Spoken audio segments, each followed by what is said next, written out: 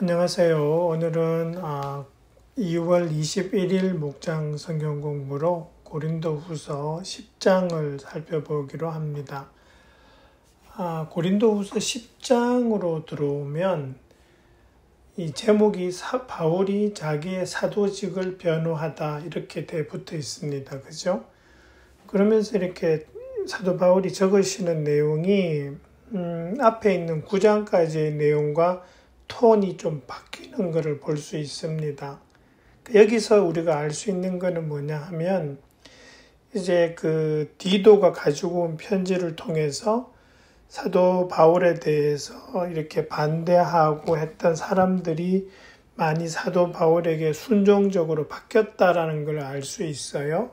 하지만 여전히 그 고린도 교회 안에는 사도 바울에게 반대하는 그런 사람들이 남아 있는 거죠. 근데 이 10장의 내용은 그 사람들에게 주는 그런 권면입니다. 누구라고 딱 특정하지는 않았지만 분명하게 그렇지만 내용상으로 보여주는 것이 사도 바울이 지금 누구를 향해서 권면하고 있는 것이 이렇게 보입니다. 근데 이 전체적으로 보면은 사도 바울은 한 11절까지 보면은 자신을 이렇게 비판하는 사람들에게 반박을 하는 그런 게 보입니다.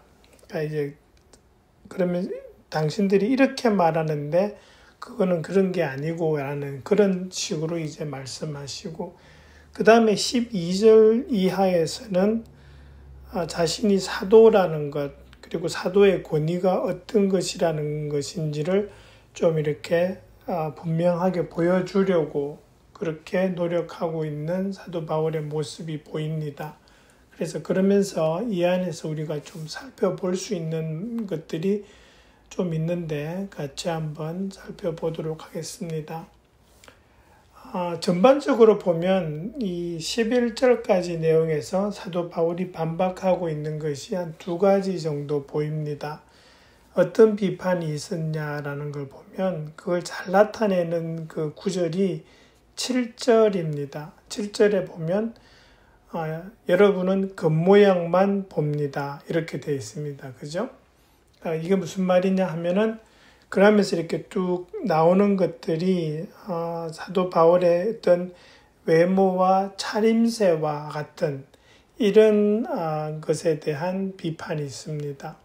그리고 또 하나 보이는 것은 사도 바울의 말투, 좀 매끄럽지 못하다라는 그런 것과 또 대면할 때와 편지에서 나오는 그 어투와 이 모습이 다르다라는 그런 것에 대해서 이제 비판하는 것이 보입니다. 그런 것들이 이제 10절에 좀 나옵니다. 이렇게 편지는 무게 있고 힘이 있지만 직접 대면할 때는 약하고 말 주변도 변변치 못하다. 그러니까 이제 이런 식으로 해서 사도 바울의 권위를 깎아내리려는 반대자들이 여전히 있었다라는 거죠. 근데 이거는 또 역사적으로 이제 좀 돌아보면 이 당시에 이렇게 순회하면서 교회에서 이렇게 말씀 전하고 하는 사람들이 이 그리스나 이런 쪽의 철학자들처럼 이렇게 언변이 유창했던 것으로 보입니다. 그리고 좀 이렇게 옷 입고 하는 그런 면에서도 좀 이렇게 도드라지고 근데 사도 바울에게는 그런 모습이 없었던 거죠.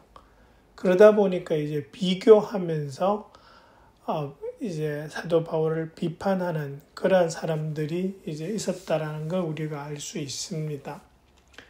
그러면서 이제 1절부터 잘 보면은 사도 바울이 여기서 아주 의미심장한 말을 합니다.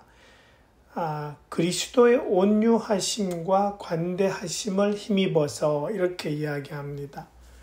그러니까 이거는 예수님의 온유하심과 관대하심은 어떤 면에서는 그 베드로 후서에 나와 있는 3장 9절에 나와 있는 말씀하고 연결시켜서 이해할 수 있습니다. 거기 보면 어떤 이들이 생각하는 것과 같이 주님께서는 약속을 더디 지키는 것이 아닙니다.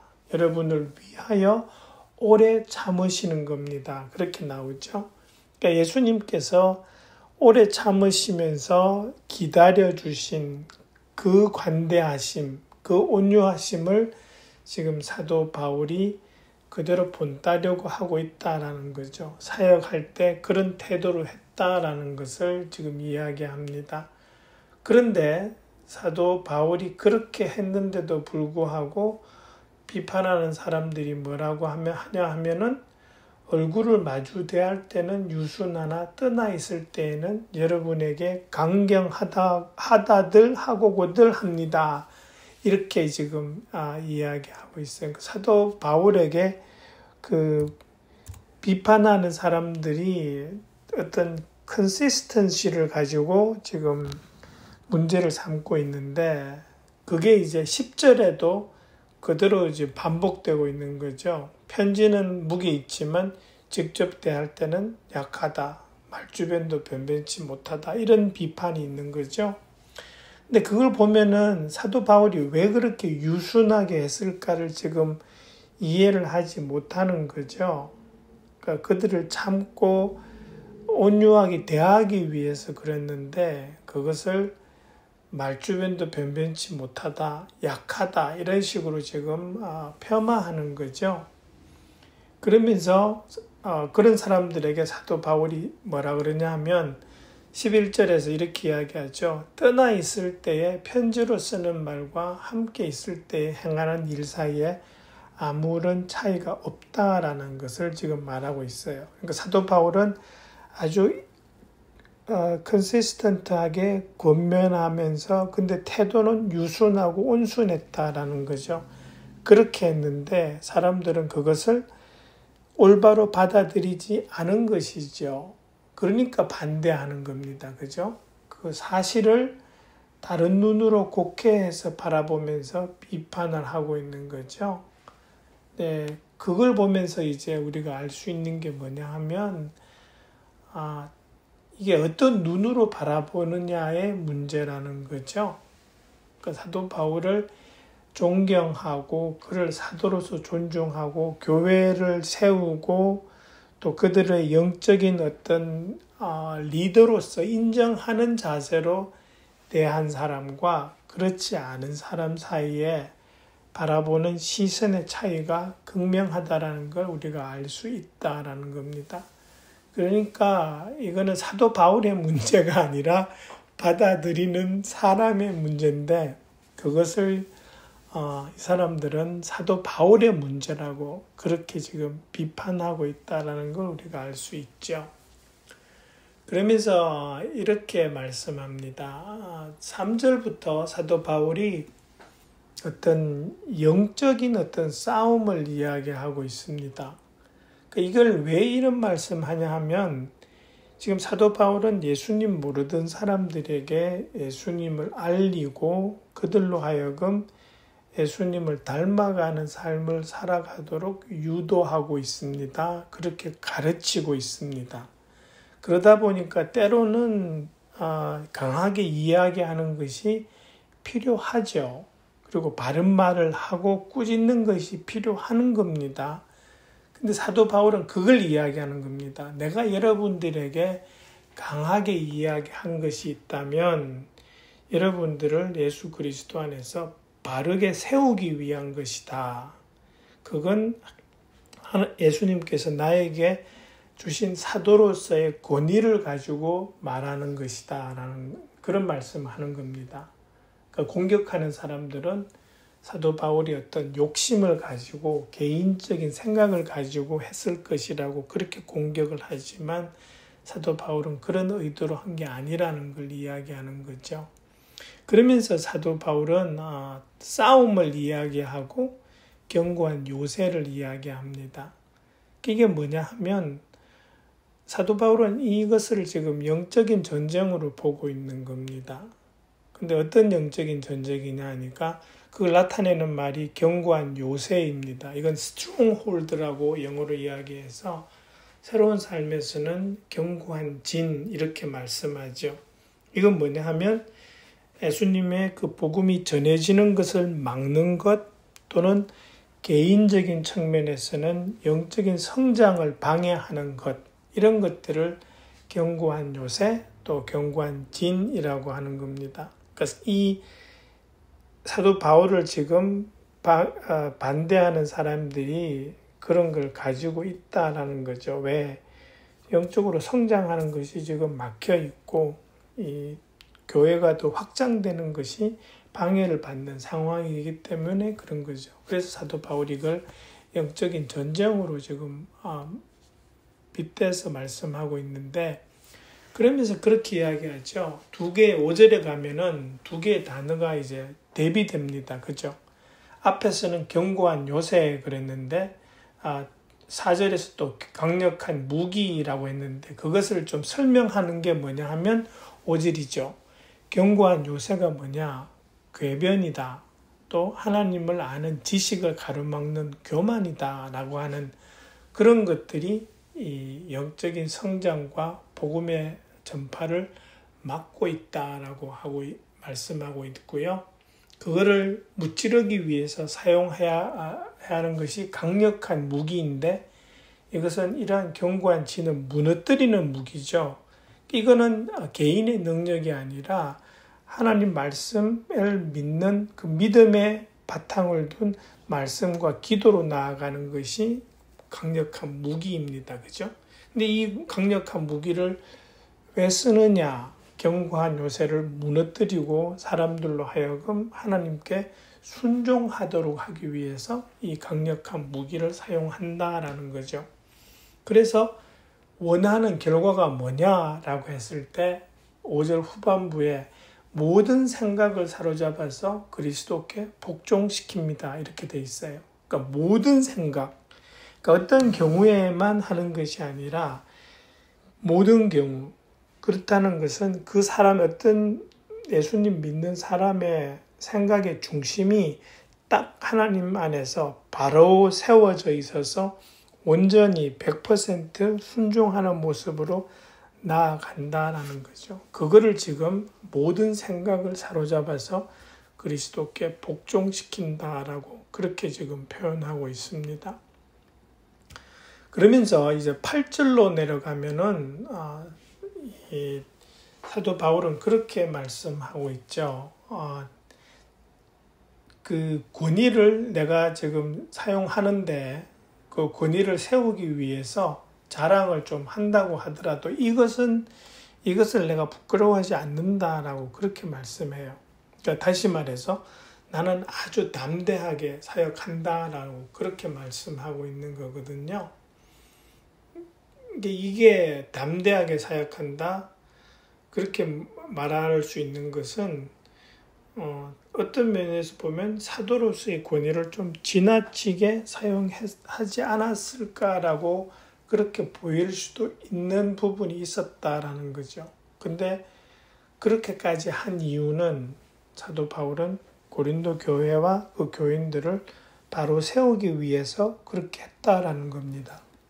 그래서 자신은 부끄러울 게 없다라는 거죠. 그 사역의 목표와 방향이 하나님 안에서 올바르다라고 하는 그 확신이 지금 사도 바울에게 있는 겁니다.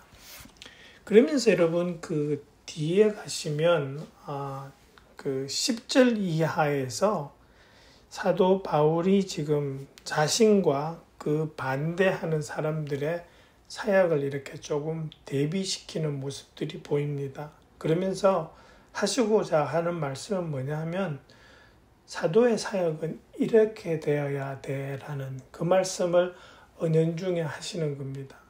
그렇게 분명히 찍어 말씀하시진 않아요.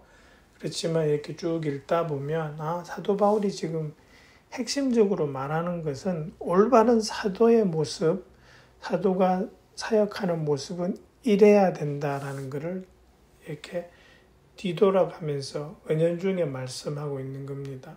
어떤 모습이 보이냐 하니까 사도 바울의 반대자들은 자랑을 한다고 해요. 근데 어떤 자랑을 하냐 하니까 자기들의 세운 기준을 가지고 자기들의 사역을 자랑해요. 그게 이제 사도 바울이 하시는 말씀인데, 근데 사도 바울은 자신에 대해서는 어떻게 말씀하냐니까 나는 하나님이 정해주신 한계 내에서 사역한다라는 겁니다. 그리고 정도 이상으로는 자랑하지 않는다라는 거예요.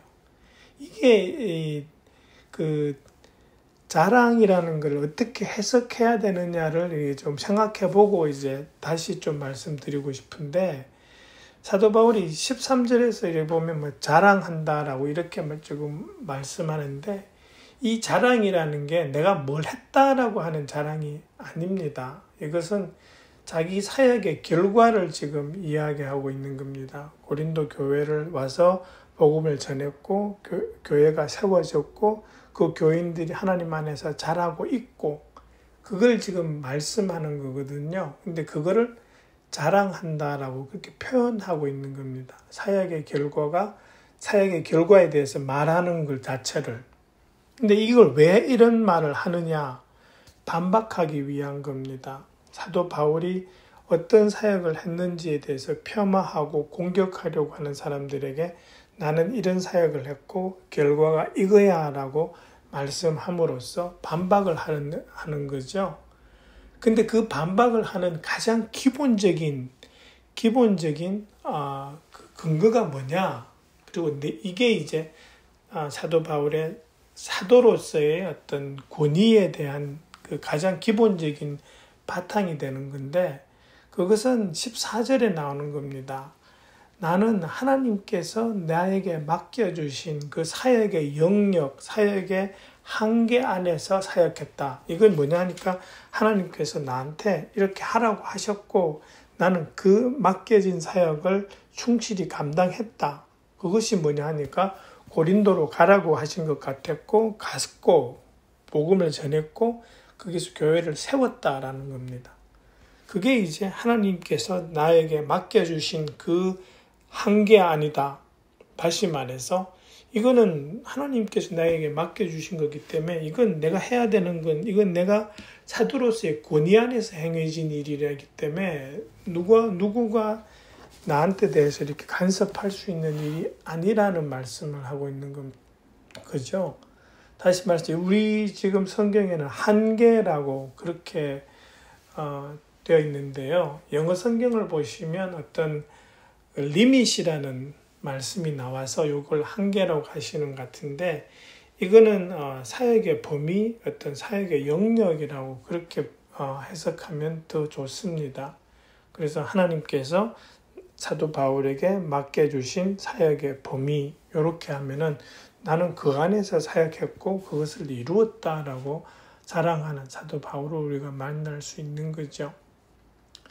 그러면서 이제 분명하게 15절하고 16절에서 딱 보이는 게 하나 있습니다. 이게 뭐냐 하면 대비되는 거죠. 사도 바울은 지금 복음이 전해지지 않았던 고린도에 와서 수고했고 교회를 세웠습니다. 그죠? 그리고 이제 또 자기는 그러한 하나님의 복음이 더 넓은 지역으로 확장되기를 바라고 있습니다. 그러니까 이게 예가 될 수 있는 게 로마서 15장에서 이제 스페인을 말씀하고 있었잖아요. 그런 식으로 사도 바울은 지금 사도로서 그 사역의 영역을 넓혀가는 것을 생각하고 있어요. 그런데 그에 반해서 사도 바울을 공격하는 사람들은 뭐예요?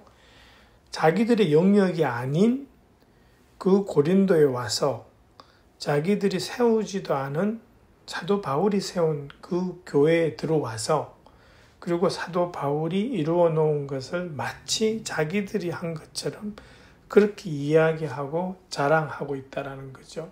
이게 극명하게 사도 바울과 반대자들이 대비되고 있는 그 모습을 지금 사도 바울이 아주 이렇게 직접적으로 말씀하는 것이 아니라 돌려가면서 그렇게 지금 말씀하고 있습니다.